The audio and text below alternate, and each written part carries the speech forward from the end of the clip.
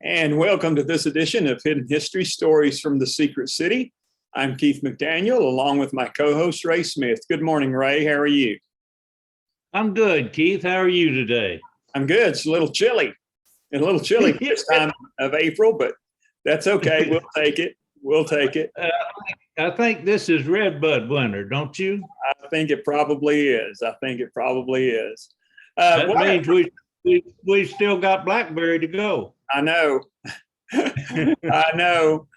We've got a special guest with us today. So why don't you introduce him for us? I'll be glad to. I'm happy to have Martin Miller with us today. Martin and I met when he came to Oak Ridge. He was going around the nation to various Manhattan Project and Cold War sites, making some black and white photographs. And he wanted to get a picture of the Alpha Calutrons in Building 9731. Well, we succeeded in doing that with no little struggle to get everybody to understand what it was we were going to do to take these cameras inside Y12 and shoot those photos. But Martin, we were able to do that. And since you have pulled together a book and then a good presentation of a lot of equipment that people probably would not see if it were not for your photographs. So we're really glad to have you with us today. Thank you. Good. So let's just begin by you giving a little fuller introduction of your work than I've been able to do, and then go ahead and start with some of the things you want to share with us. Okay? Sure. I started this work in 2006 by photographing tanks and artillery pieces at Aberdeen Proving Ground, where I had recently retired.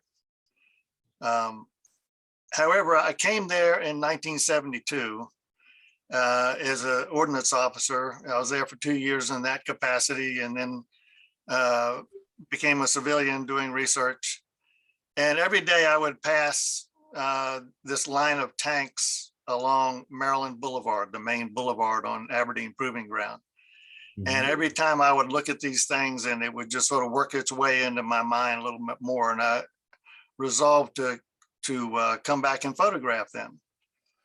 I was already doing large format photography at that time, but it was all nature abstracts. It turns out I wasn't able to do that until 2006 after I'd retired. In the course of expanding the work, I got into weapons of mass destruction, and then following that back logically to the Manhattan Project.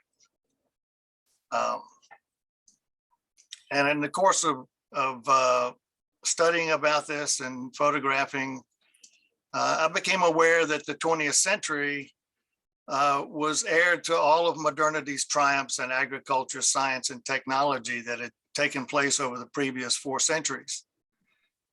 Despite all that head start, it was father to the tragedy of 2 world wars and nearly the end of civilization. So I resolved to put together this trilogy of books to explore the history of this enigma and invest it with visual impact. For visual impact, I was looking to my 8x10 camera, which I've been using in the field on nature subjects, as you can see here. The prime feature of this camera is this enormous negative. I'm showing it here next to a 35mm negative.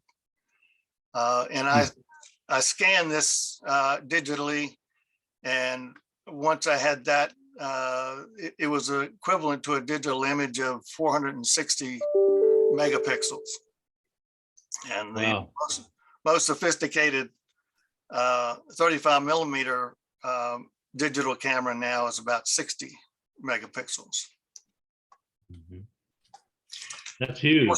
There are a lot of downsides to this, and I won't go through all this, but suffice it to say that it's a very heavy system. It's costly, and it's very time consuming, as you remember, Ray, when I was there. It's very cumbersome. Yeah.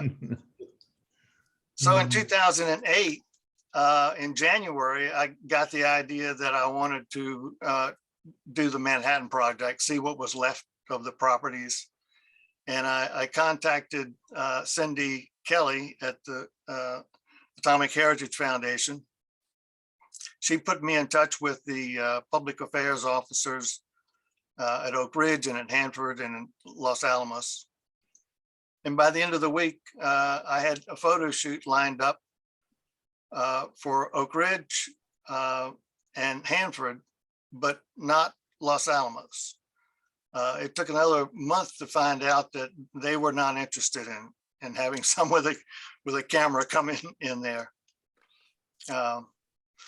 So here's the vehicle that I took on this long jaunt. This was about a 10,000 mile trip.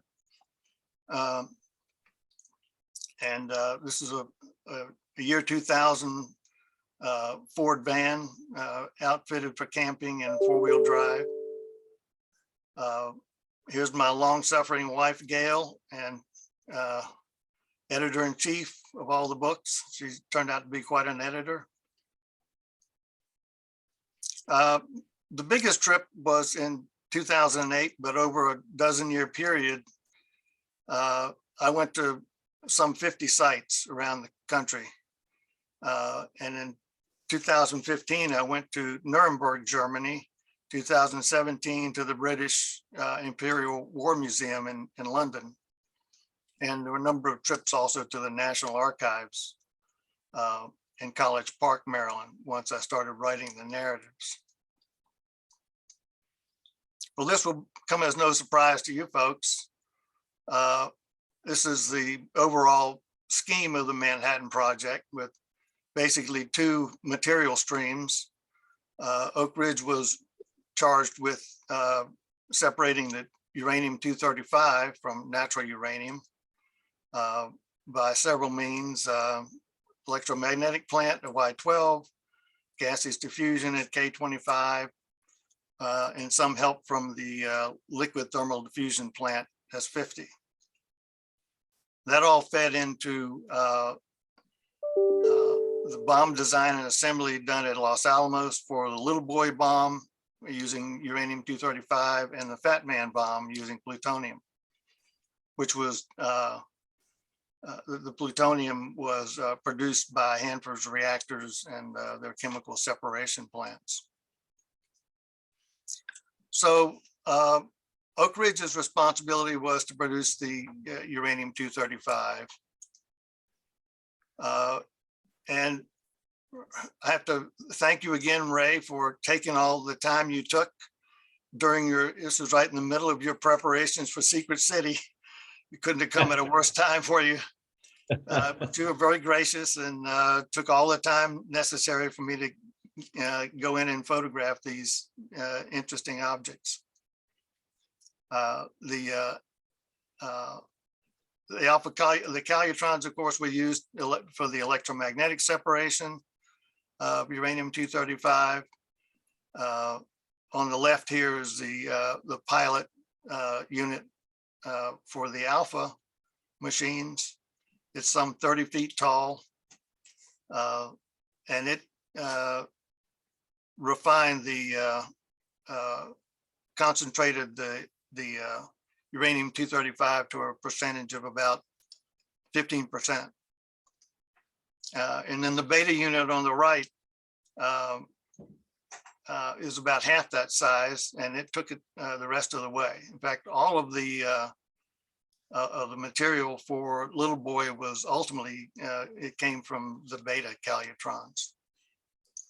Stop me if you hear something that doesn't sound right, Ray. Oh, you're fine. Go right ahead. Okay. This is a picture of the beta calutron ion source. I think they have one, or they had one at the American Museum of Science and Energy in Oak Ridge, but it's encased in plexiglass and is not too friendly for my needs.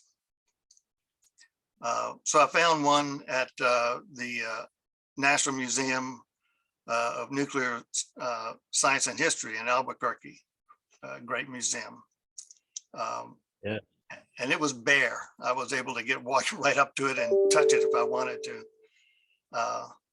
But basically, let me see if I can get pointer out here. This is the part of the source that's inside the vacuum, and these two slits here is where ribbons of ions emerge and enter the vacuum and feel the effects of the magnetic field. The right picture here is what it looks like on the outside, where it's also quite a feat to get all the electrical signals and power and the cooling water and gases, all that through the vacuum wall. So that's that.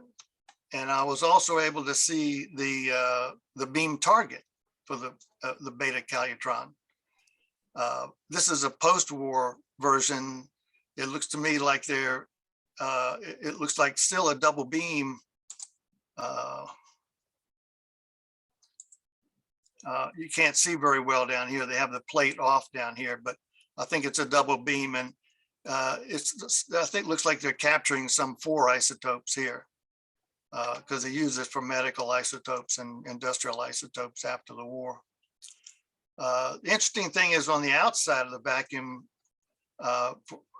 chamber for the target, there are all these controls to actually manipulate the physical position of the target inside the vacuum to maximize the beam strength. Well, rest its soul, here's K25. We're looking north at the west leg of K25. This is at the U-shaped building, and this is the end where they withdrew the highest concentration of the uranium-235. These overhead platforms carried gaseous uranium hexafluoride all over from building to building and heated pipes. This is the north building, the top part of the U for K25.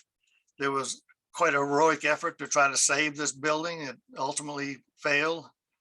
And the whole K25 building, which was once the largest in the world, under one roof, is now flat down to the foundations.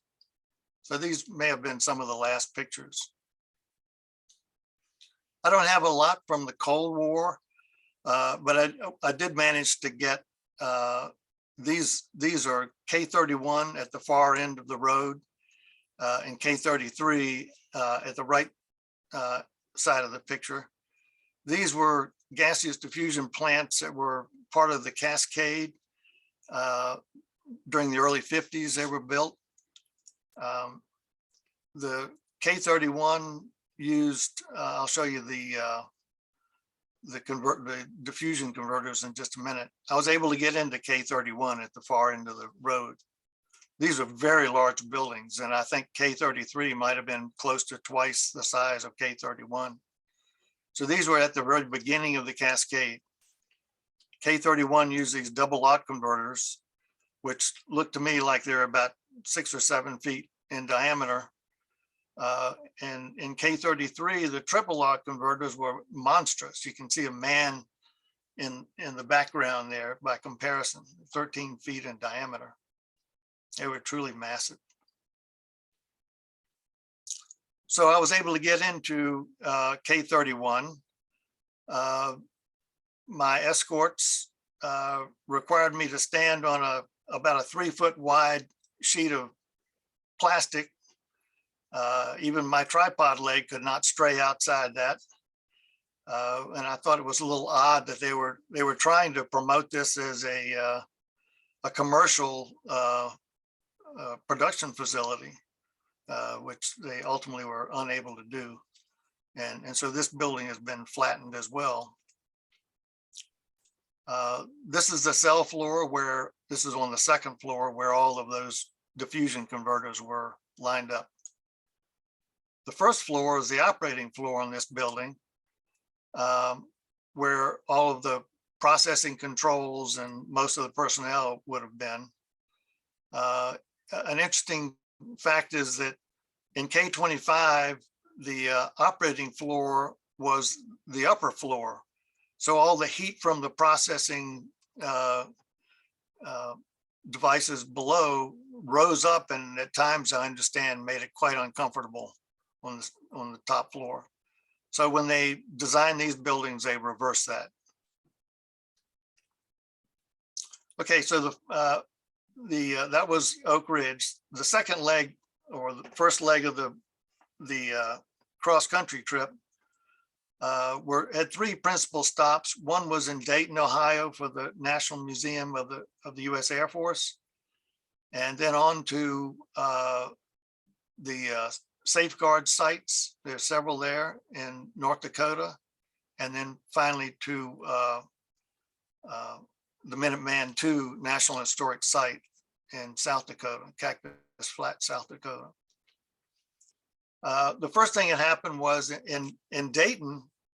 I was there, I think, on a Thursday and a Friday before Labor Day weekend, and a major spring in my camera broke. It was the afternoon, Friday afternoon, and I was on the phone constantly trying to find, I was due to photograph that following Tuesday and at the safeguard site, with a schedule and escort. Fortunately, I was able to locate the importer of my Swiss camera, and they had a part, and they overnighted it to my motel in Cavalier, North Dakota. And so all's well that ended well in that situation. So at the National Museum of the Air Force is one of the pictures I took. This is the Mark 17. It's a 15 megaton thermonuclear bomb. It's the largest, physically the largest bomb we've ever had in our inventory. It's some 25 feet long, 5 feet in diameter, more than 20 tons in weight. And the only thing that could carry it was the B-36. This is also at the National Museum of the Air Force. And you can see the Mark 17 nestled next to the fuselage up there. It's just enormous. I learned that there was an accident, in fact, where one of these bombs was accidentally released just south of Kirkland Air Force Base in 1957. The conventional explosives went off, but not the nuclear, fortunately. It could have been quite a disaster. Here's the bomb bay of the B-36. It's just cavernous and quite an interesting mechanically. Also at the National Museum of the Air Force, this is the largest yield-wise nuclear weapon that was ever deployed by the US, a 25 megaton. I think this is the only 3-stage bomb that we ever did. So in the safeguard installation, there are really two primary components to that. The first is this perimeter acquisition radar, or the PAR, they call it. It's an enormous building, some 12 stories tall. And this face is a phased array radar, and all these different little elements that you see here are independently controlled electronically in such a way that it sweeps the sky, much in the same way as the mechanical antenna do. But this can do it much faster, many times a second. It was said that this could detect an object the size of a basketball from 200 miles away. The new, and it was designed to detect, of course, the ICBMs coming from the Soviet Union. It's facing north. And the modern day equivalents to this kind of thing are quite a bit smaller now, and they are said to be able to detect a baseball size object a continent away. So technology moves on. For sure. That's amazing. The second component of the safeguard site, which is an anti-ballistic missile system, is I don't know, 20 or 30 miles away at Nakoma, North Dakota. And this is the business end of the anti-ballistic missile effort. The pyramidal structure you see in the middle is what's called the missile site radar. It's got 4 faces and a phased array radar at each face, looking at the skies. And it's controlling 100 interceptor missiles of 2 types. One is a Spartan missile, which is a long-range interceptor, hundreds of miles away. It has a 5 megaton warhead on it, I think. And you can see the silos have these coffin-like covers that are thrown back just before launch. Also on the site are short-range interceptors. If something got through the screen offered by the Spartan missiles, they would hopefully be intercepted by the Sprint missile. There are some 16 Sprint missiles at this site, and they have some remote missile fields in the area, which added another 54. So totally, they were all controlled by this missile site radar in the distance at the right. So it's truly amazing technology here. These covers that covered the silos were explosively fragmented just prior to launch. This missile, if you've ever, I don't know if you've ever seen a launch of this, I encourage you to go to YouTube and search for Sprint missile launch. These things have acceleration something like 10 times that of gravity. And that means you can go from 0 to 50 miles an hour in about 8 feet. So it's just unbelievable sight to see these things. And when it's going at its full velocity of something like Mach 10, the nose of it is hotter than the interior of the rocket engine. It's quite a marvel. So Martin, was this site an active site when you were shooting it? No, it wasn't.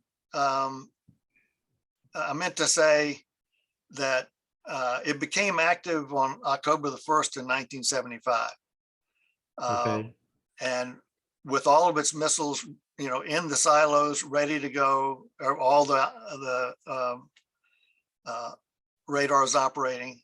One day later, it was the safeguard program was killed by the House of Representatives. And about 6 weeks later, the Senate concurred with that. And really what had happened was technology was moving so fast that the MERV concept was coming in, multiple independently targetable reentry vehicles, so that each ICBM would carry a number of warheads, and it would just overwhelm the system. Yeah. And the accuracy also was getting better. I mean, nothing can withstand a direct hit. So these things were designed based on a nearby hit. So that was just a really interesting sidelight. But it turned out that it was, even though right now it was within a few years, it had been completely stripped of all of its electronics and missiles. But it turned out to be one of the hardest places for me to get into. And partly, I think it's sort of an orphan of the Defense Department. Nobody really wants to lay claim to it. It's a real albatross for them. There's a full-time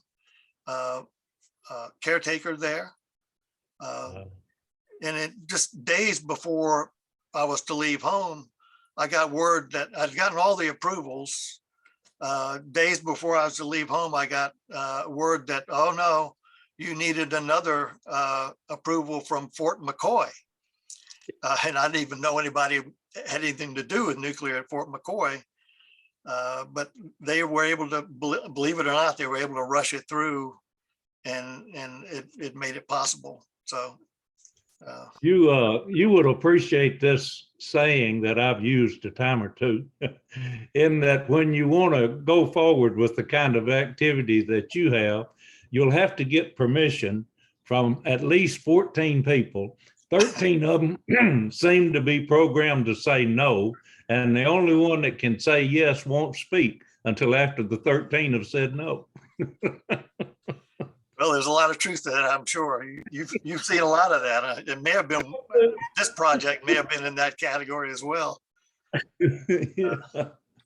So on to the Minuteman II site, and it's actually out in the middle of nowhere. So the closest town is between Phillips, South Dakota, and Cactus Flat.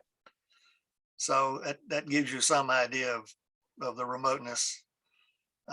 There's the missile in its silo. It's permanently, the cover is pulled back permanently, and there's a plexiglass shield over this thing. At the right, you see the launch control facility. It's below ground, I think about 30 feet, and it's in a capsule which is on springs. The commanders, this is manned by two officers, junior officers. The commander's console is at the far end of this corridor here, and the deputy commander is the closest one. I don't know if you can see or not, but both chairs have seat belts on them, and they're both on rigid tracks, or tracks that the chair can be not tipped over. So they're expecting something bad here. This is a picture I took at Hill Aerospace Museum, but it's for the Minuteman II. This is the first use of integrated circuits in the guidance systems of these things, or really any use, I think, in the US, anywhere in the world. And we in a way, we have them to thank for all of the use of integrated circuits later, because they were very expensive early on, and the Department of Defense footed the bill for this, for the Minuteman program.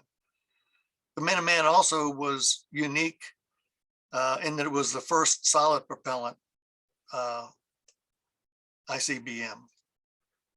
The one just before it was the Titan II, which I'll talk about in a minute, which had liquid propellants. Here's the access. You go down an elevator to the lower floor at the Launch Control Center, and this is a 8-ton door which provides access. It's pretty beefy, as you can see. It was hard to get started, to rotate, and hard to stop. But there you are in the right hand picture. You can see the interior. This is from the other end, from the door, the closed end at the I'm standing in front of the commander's station. So you see there's a little cot on the right, and the deputy commander's console is at the left. These would be manned, I think I said that 2 officers, they would have 24-hour duties. And by the way, the Minuteman III, which is still active and still on alert, probably looks similar to this. There is a one you can see in Grand Forks now, but I haven't been there. But it must have been a pretty lonely place. And interestingly enough, behind me at the commander, just above the commander's console, they showed me a hatch up there. And in the event that they were stuck down there, they had a shovel, they could try to dig themselves out. It was dirt behind the hatch. But it turned out that they would have only gone up to the bottom of the parking lot, the concrete parking lot. So I don't know if they knew that at the time or not, but Martin, let me Oh, ask you my. a question. How do you know how long they would stay down there? I mean, how? typically it was a 24-hour tour. Okay. But I think it varied. I think they tried different lengths of time. There may have been some that were 48 hours, 36 hours. And so now there are men and women that pull this duty. Okay. And they're still there as we speak. They're there. You know, nobody thinks about this much in their daily lives, but all that's still an alert. There's some 400 of them now, I think, 450, something like that. Wow. This is what it looks like on a top side. Just sort of unassuming little bit, frame building there. The part with all the windows is where there's an NCO there that is in charge of security, and he has access to the gate at the right. Of course, they're all armed. And this unusual object in the foreground is a UHF antenna, blast hardened, that they can use during time of war. So I left the Minuteman II and motored towards Hanford. Of course, we had to make a stop at Yellowstone National Park for a few days of camping. Hanford's responsibility, as I said before, was to produce the plutonium 239 for Fat Man. Here's a replica of Fat Man. Actually, it's one of the original cases, I think. It's just empty. The main job of Hanford was carried out with the construction of 3 reactors during the war. This is B reactor here. This is the first one to go critical.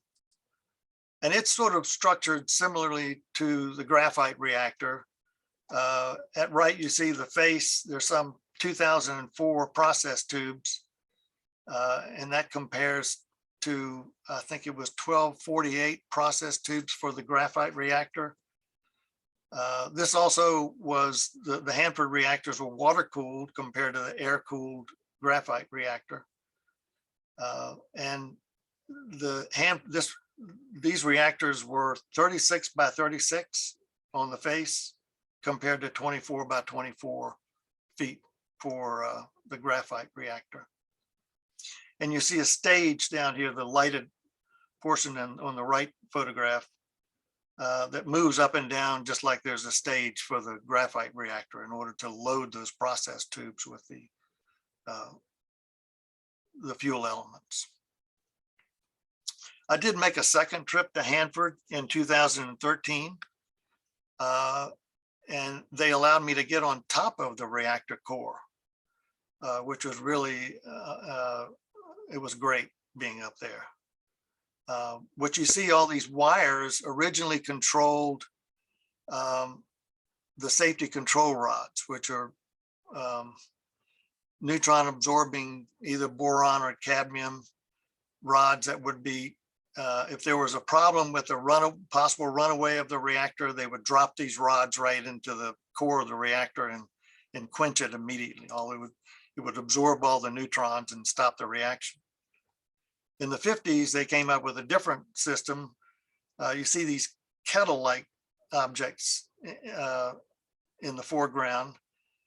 They contain boron or cadmium balls that drop down into the core, which they apparently found to be more convenient. I'm not exactly sure about the size, but I picture them about the size of a golf ball. And then they would vacuum them up back into the kettle once the crisis was over. At this time, I was using a digital camera. I had a medium format digital camera, and I would take a matrix of images overlapping and then stitch them together using specialized software. So I could get equal or higher resolutions to the 8x10 by doing that. But it was a bit more complicated. But it was easier to carry up these stairs. This is probably 3 or 4 flights up. Uh, Here's the operator console at B reactor. I don't think there was a whole lot to be done, except they would watch to make sure that the temperatures stayed within some design parameters. And if it did, they would withdraw or insert control rods, which were also neutron absorbers, boron or cadmium, that would come into the core from the left side of the reactor. I really wanted to get in there. The mechanism for all that was quite interesting, apparently, but they were not prepared to let me in there yet. There's still a lot of this is radioactively hot. During the course of the operation of this reactor, an enormous amount of heat is generated. And so each of the reactors, they're lined up along the Columbia River, have their own river pump house. And the pipes that come from the river pump house enter at what they call the valve pit here. And it's quite a complicated set of plumbing there. In the left picture, I'm standing on top of the river pump house for B reactor, and I see B reactor in the distance there. I was able to go into the interior of the river pump house. These cowlings on the left, at the lower left front of the picture, are the pumps.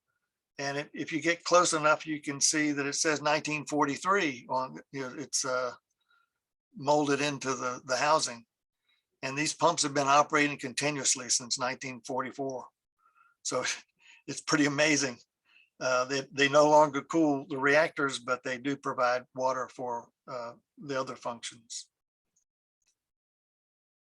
Well, just like the graphite reactor, you would load that reactor from the front into each process tube. You would insert these fuel rods, which are maybe inch to inch and a half in diameter and maybe 8 inches long. It varied some. And you'd fill the process tube with these fuel elements, run the reactor for some period of time so that some of the uranium-238 in the fuel cylinder gets converted to plutonium. And so after a certain amount of time, they would push it out the back, and it would fall into a pool of water just behind the reactor. And it would stay there for a while. It's extremely hot there because of all the fission fragments until it cooled sufficiently. And then they would use these well cars or these railroad cars. They also called them cask cars, to transport them to yet another building up on the plateau.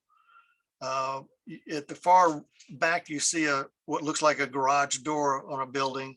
And if you raise that door, you see what it looks like inside on the right. There's a pool there as well, and they have further cooling in that facility. They did allow me to look into this area, but there was a big, probably a 4-foot by 12-foot sheet of steel blocking the way. So I had to arrange my camera to photograph over top of this thing. And they, by the way, said that they had a lot of rattlesnake problems in this area. That right behind me is Rattlesnake Mountain, and I'll show you that in a moment. So in the spring, the rattlesnakes all come down from the mountain, from their nesting places, and they're everywhere. So that was a constant hazard at Hanford. So I was trying to manipulate the controls on my camera and look for rattlesnakes at the same time. So it was a challenging time. Those cask cars are also loaded up again after that cooling period and sent to one of the chemical separation plants. This is B plant, one of the first, the wartime plants.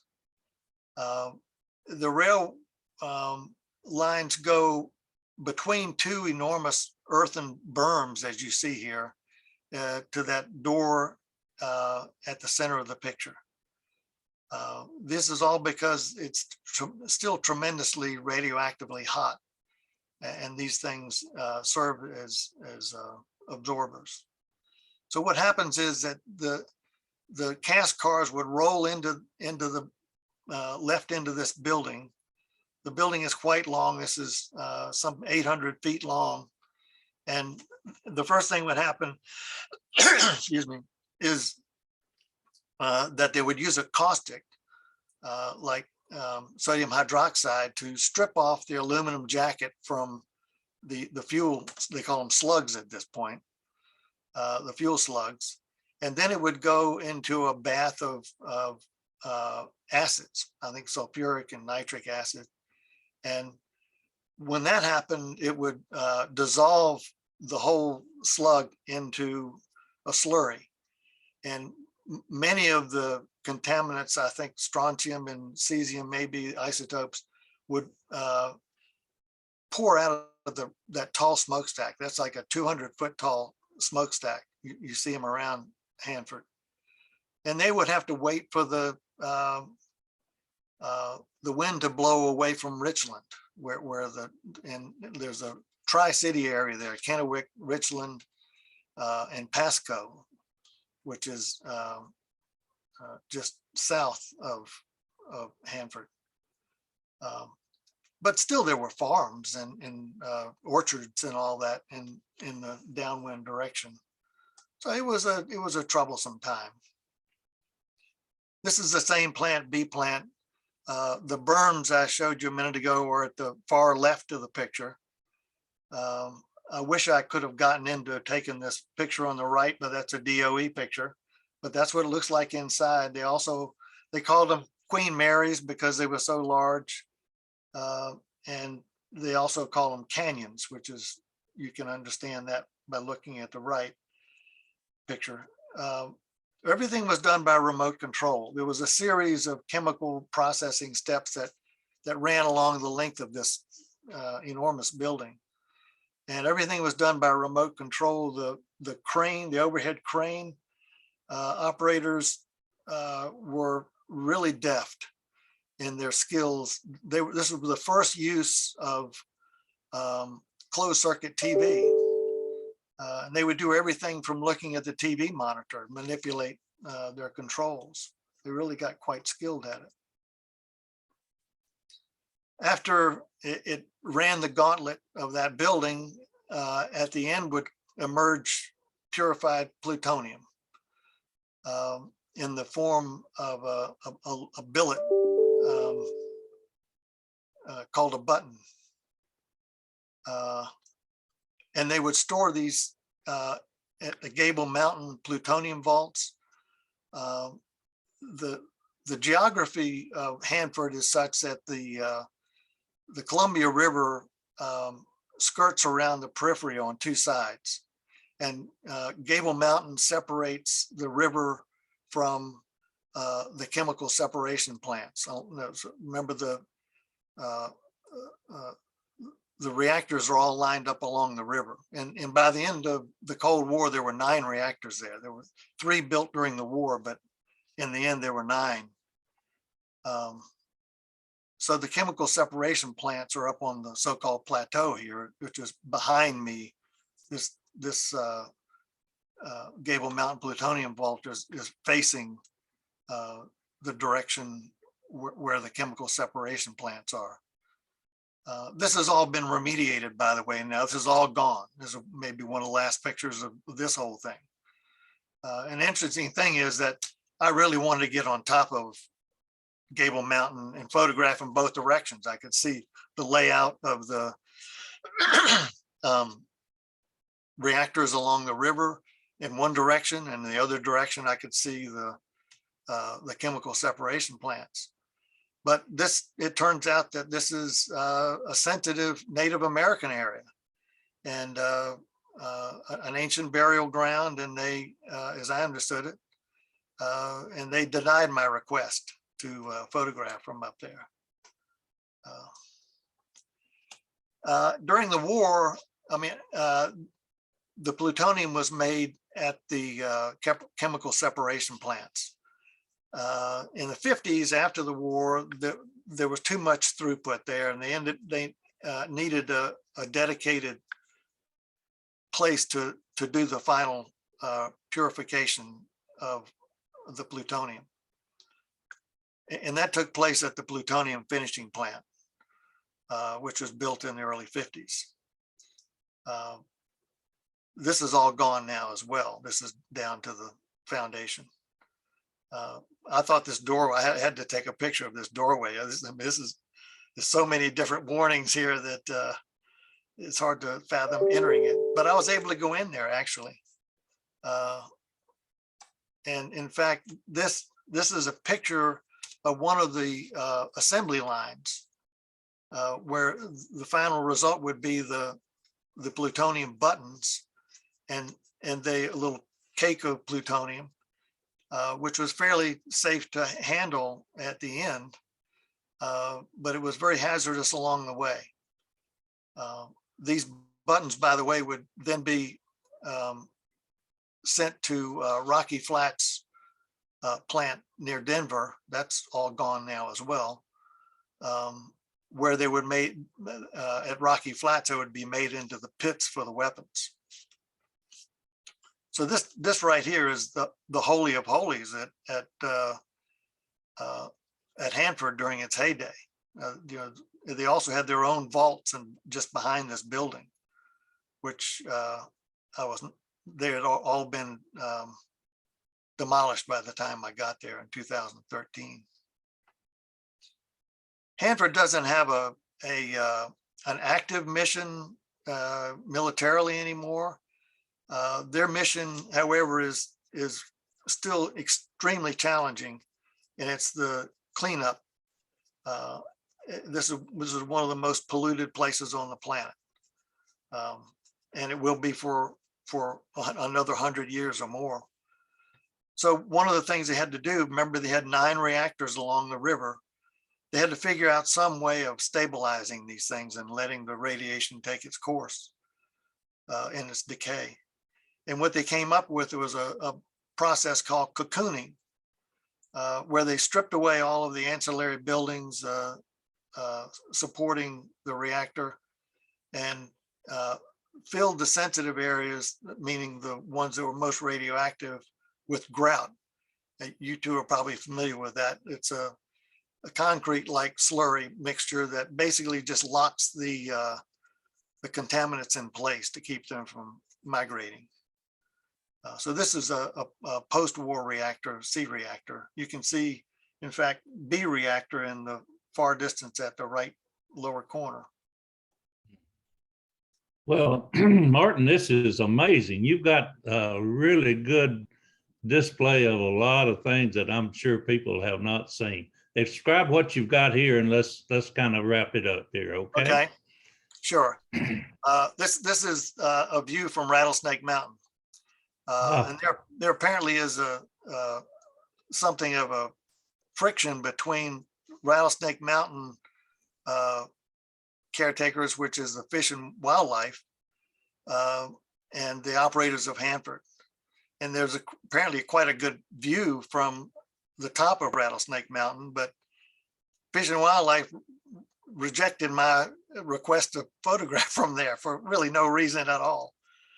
However, my Hanford escort took me up about 3/4 of the way anyway. I was able to still get this great picture. So it's quite a place. Let me slip to the last slide. Here we go. This is a graph I made, or a chart I made for the Weapons of Mass Destruction book.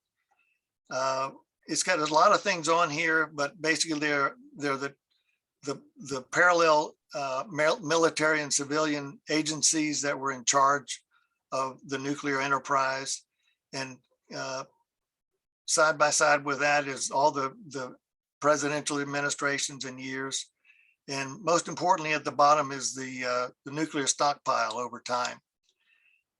You see that during the Eisenhower administration, there was a tremendous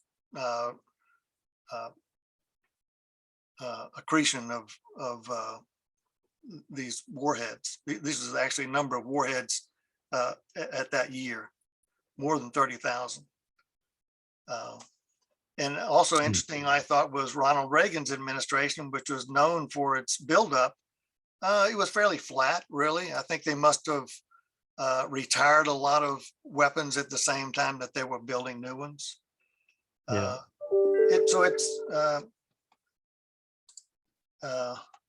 It's now, the last one I had was 2013 on this chart, and it was a little under 5,000 warheads. As of now, it's still about the same amount, 5,000 or so. But there's different ways of counting these things. You may know more about this than I do, but you count the active ones, I guess, so that maybe the ones are actually sitting on weapons, but then you have ones, that are being stored. Yeah. So there are different ways of counting. But anyway, we still have a problem.